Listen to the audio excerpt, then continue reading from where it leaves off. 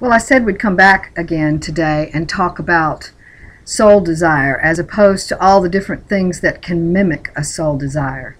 So we tend to think, as we've been instructed by the law of attraction, to believe that what we should be doing is coming up with something we long for, and then if we focus on positive thinking and positive feeling, and if we work our vision boards and we do our positive affirmations, then that desire will come to us. It will manifest. And that premise turns out to be faulty because for several reasons, some of which we've already mentioned, but for today we're talking just strictly about soul desire as opposed to other desires. One of the reasons why this is difficult for us to manifest this way is because we're looking at soul desire as it's anything we long for. And in fact, I used to say that. I used to teach that. I used to believe that. But it's not true.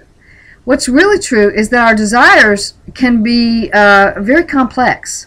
So we might have what I call a compensatory desire, which is based on something that was unfulfilled from many years ago. So for example, if I'm longing to be very wealthy, it could be because I was very poor as a child, and my desire for wealth compensates for that poverty I experienced as a child. Now, what that means is that I'm missing out on the gifts that that poverty gave me, and as a part of my evolution into a soul awareness. So I'm saying to myself, well, that poverty is bad, therefore I've got to have something good. I've got to have wealth, and that's how I will know for sure that I have manifested according to the law of attraction. And so then when it doesn't happen, we're very disappointed, and we begin to wonder what's going on. And one of the basic questions we ask is, what's wrong with me that I can't make this happen? Well, there's nothing wrong with you, but you, like every other person on the planet, have compensatory desires, and those are not to be fulfilled by any kind of law of attraction. We can also have compulsive desires. So, for example, if I'm an alcoholic and I want another drink, obviously that's not going to be something that the law of attraction is going to make happen. Probably I'm going to make it happen by hook or crook. So that's not going to work. But we can have all kinds of compulsions. Compulsions can be relative to all kinds of things: sex, Coca-Cola, cocaine, drama, any kind of thing can be a compulsory desire. So we may have lots of those, and we can get those really confused with soul desires because they seem so desperate. So we may go, oh, I'm just longing for that, so therefore it must be a soul desire. Well, no, it's a compulsive desire. We also get really confused when it comes to thinking about right and wrong, shoulds and ought tos. So I might think I should go do something, and when I've done it, I feel better, so therefore I think I've done what I desired to do. People tell me all the time, well, I don't mind doing that. Well, okay, you don't mind doing it, but do you really have a soul desire to do it? Nah, that language doesn't smack of the kind of passion that a soul desire is in its essence. But so we can really understand here that shoulds and ought tos can be very confusing to us. Right and wrong can be very confusing too. We think it's right to have certain desires and wrong to have other desires. So we say to ourselves, well, I don't have that desire because it's wrong to have that desire, or I do have this desire because it's right to have that desire, and that's the desire that I'm going to manifest because it's right for me to have money and for me to be taken care of and for me to, have this wonderful relationship. That's right. So therefore, that's my soul desire, and I haven't considered anymore about what I truly, truly want. I just go with what seems right, and that right can be so right it's wrong. So that can be also very confusing. Soul desires, real true soul desires, are not based in the premise of lack. Now, what do I mean by that? I mean, the soul desire is a desire that has already been fulfilled. The soul desire is a desire that is inside of us already because we are already complete as soul. But when we think of, oh, that's something I don't have and I must have it in order to be fulfilled, we're already off track with regard to soul desire. So the soul desire is something we already have, like I said. So if I have peace down deep inside of me, but I don't recognize that peace, then I don't live out of that peace. Therefore, it seems that I don't have peace. Actually, I do have peace, and when I occasionally experience, say I go on a vacation and have this very peaceful vacation, I come back home and go, yeah, I got to get back to real life now. Well, what that's telling me is that my peace was let out of the cage when I was on vacation. It doesn't tell me that I don't have peace when I'm not on vacation. It tells me I have it all the time, and I can access it anytime I can allow myself to do that. Anytime I give myself permission to do that, that's when I'll access it. So it's the same thing. I have people in workshops all the time when we're talking about this topic. I say to them, tell me something you really desire. And 9 times out of 10, at least, 10 people will say, I want to win the lottery.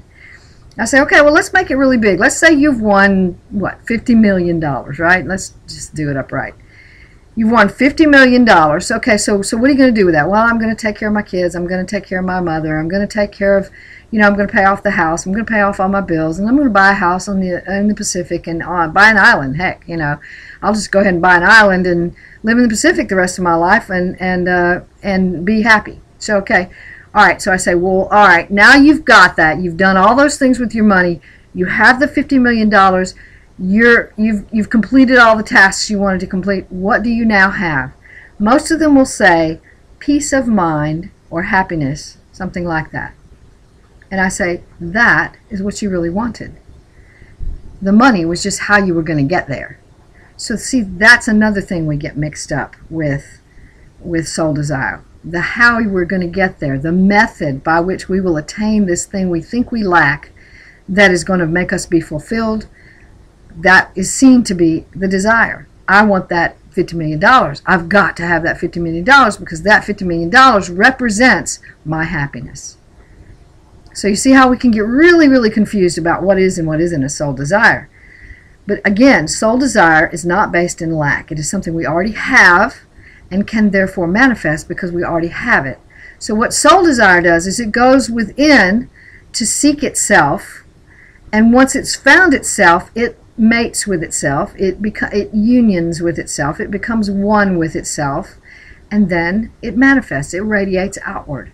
That's how that works, and it's an effortless process. It is not based in some kind of striving or even in affirming or doing vision boards or staying positive or making sure you repress all those negative energies. No, none of that. That's not how soul desire works. Soul desire is not based in a bargain. If I do this, then I'll have that. Soul desire is based strictly in, I love this thing. Desire is synonymous with love in the way it's really used as when it's connected to the soul. So it is, I love this. I relish in this. I truly adore this. I love my peace. I love my joy. I love my happiness. I love to express it in nature. Those are soul desires. And I can be sure they're soul desires because they're already manifested inside of me. I just have to unite my awareness with the fact of that fulfilling desire that's already inside of me. And then it manifests out in the external world. So that's one of the first things we really need to understand about the revised version of the law of attraction. And you're going to learn more about that in the book, The Law of Attraction, The Soul's Answer to Why It Isn't Working and How It Can. You can purchase that book at any bricks and mortar bookstore or Amazon.com or any of the online sites as well. I want you to see that book and read it for yourself because it has within it all the ways that we can begin to really access what the true law of attraction is really all about, because it is nothing like what we've been taught.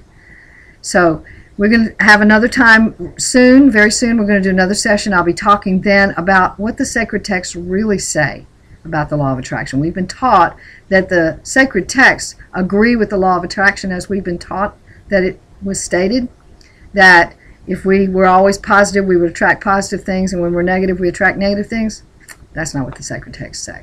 What they really say is amazing, though. So you want to stay tuned for that. So we'll be back again soon, and until then, have a lovely life. Talk to you later.